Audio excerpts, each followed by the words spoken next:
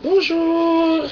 Je continue ma petite présentation de ma petite passion, qui est la littérature écrite par des Africains.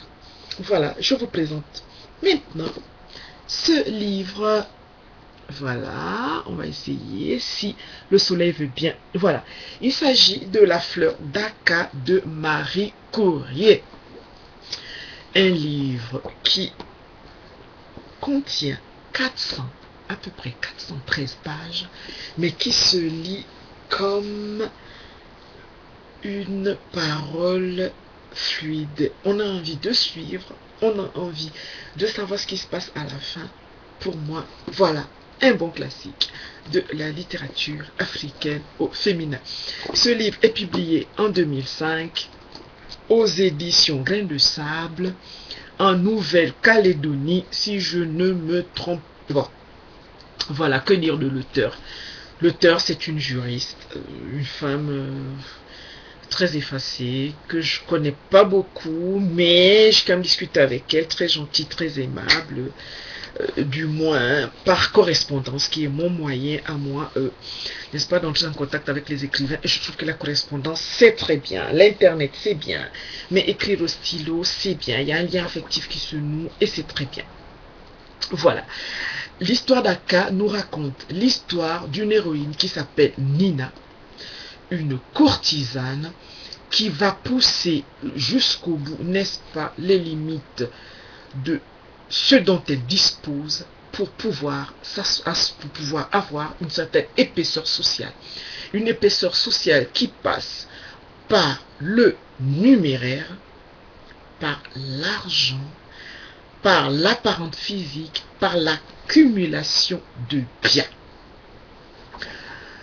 Pourquoi cette envie quasi viscérale d'atteindre un but? Ce que je peux vous dire et que vous allez découvrir en lisant ce livre, c'est que cette jeune fille, Nina, vient d'un quartier défavorisé, sorte de Matiti, comme on dirait au Gabon. Mais dans ce texte, l'auteur est très classique. Les gabonismes, il y en a peu. Les africanismes, très peu. Les impropriétés, pratiquement, on n'en trouve pas. C'est un livre écrit dans une langue correcte, très fourni. Le vocabulaire est varié. Et on a envie de savoir que va devenir la petite Nina.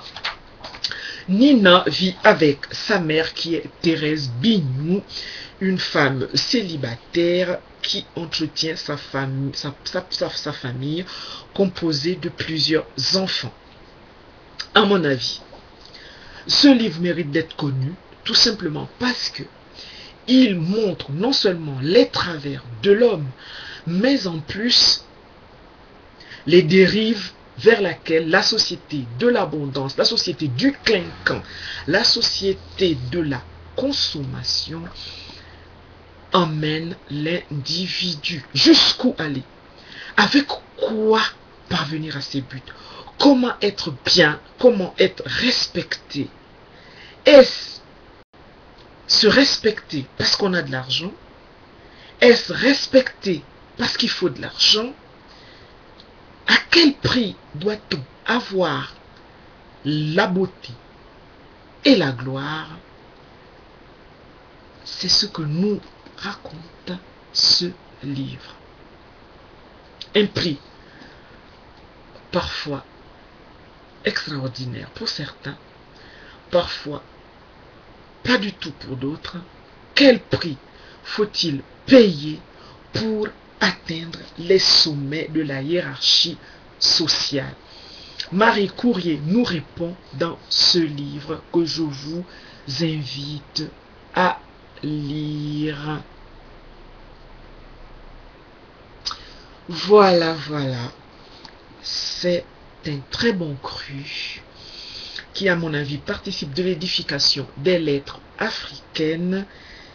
Cet auteur est né au Gabon. Voilà, elle signe ici son premier roman dont on dit qu'il est envoûtant et sans concession sur l'émancipation et la soif de pouvoir d'une femme libre. Lisez-le, vous ne serez pas déçus. Voilà, bon après-midi, au revoir.